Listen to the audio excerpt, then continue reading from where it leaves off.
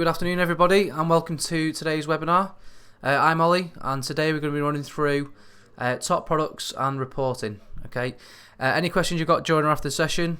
Mike will be on the live chat today, so feel free to ask away, join her after the session. Okay, so first of all then, so top products and reporting, so what does that mean?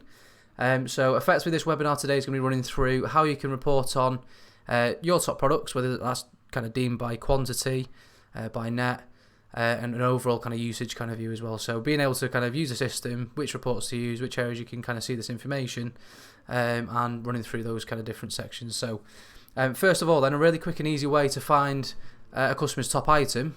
So as an example, you're looking for kind of beef up the order, or they're putting through something along those lines and you want to suggest to them, then what you do have is the price check at the top of your window, which is also when you're in a sales quote or a sales order, your history button at the bottom, and likewise within a contract as well. So effectively what you would do is search on your customer. So I'll search on my test customer here, and then I can search on a product code if I wanted to, and also what I'll need to do over on the left hand side here is just flick over onto the price history. So the price check function is there for kind of checking prices against items, but what you can do is actually view a customer's history from this window as well. So once you toggle on to price history, you've got options here in terms of date period. So if you're looking for the top item in the last 12 months, then great, it's already defaulted. But if you're looking within the last 3 months, whatever it may be, then you can toggle that as you need to as well. Consolidated, that'll put all the items together. So if they've bought an item over 5 orders 5 times, rather than it showing 5 different lines within this kind of grid now, it's going to consolidate them all together. So you've got one line worth 25 quantity. You can break it down by item and contract sales and everything else. But to have a look at the top products, what you can do, a little trick, is search on that. And then once you've returned your results, is sort it by this quantity column here. So if I just sort by quantity, and then away you go, straight away I can see my customer's top 5 products are these 5 here in this kind of test database here. So you can see 280 punch pockets. They're really like punch pockets, of course. And then on contract, you can see that sort of information as well, if you wanted to see kind of if you can add anything to the contract to kind of beef up the offering that you guys are doing for your customer as well. So that's a really quick and easy way to find out top products by the quantity there, and you can also sort it by total if you wanted to do it that way as well. Okay. The next one would be analysis reporting.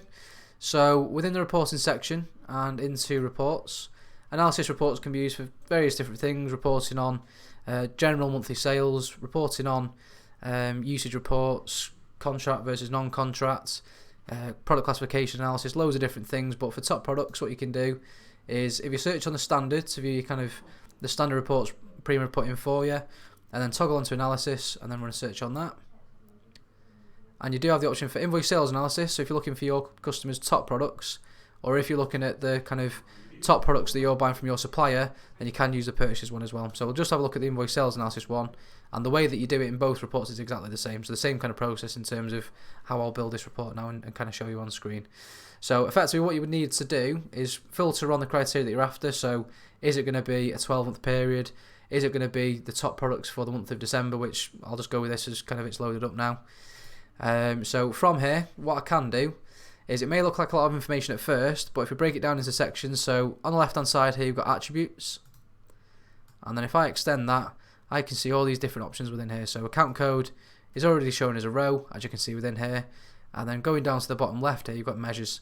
So things like quantity, cost prices, net price is kind of where you would put it into this data, and that then kind of replicates on the report as well. So just flying through the analysis report for today's session, but there is an in-depth kind of version of analysis reporting as well, so you can see how to utilize it to its full strength. So scrolling down here, what I will do is grab the stock code, so it's reporting on products, drag that in, and if I wanted to do it by account, I can do, but just for this purpose, this first example, I'll take these out of the analysis report, and then straight away there I've got stock codes by net and margin for the month of December. So if I wanted to sort that by the usage, I would then need to bring in the quantity as well. So I'll just drag and drop that into the data.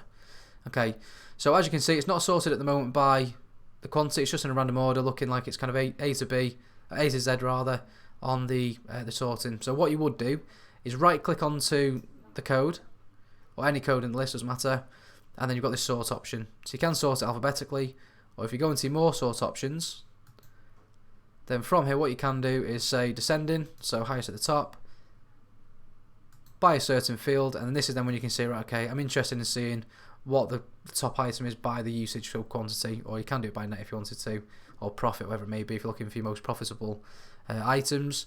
So you'll use quantity for now, hit OK, and then straight away that's then sorted your report out to show you that information. So you can do this over a 12-month period, you can do it over a monthly basis, you can do it by kind of customer, and then from there then sorting your grid.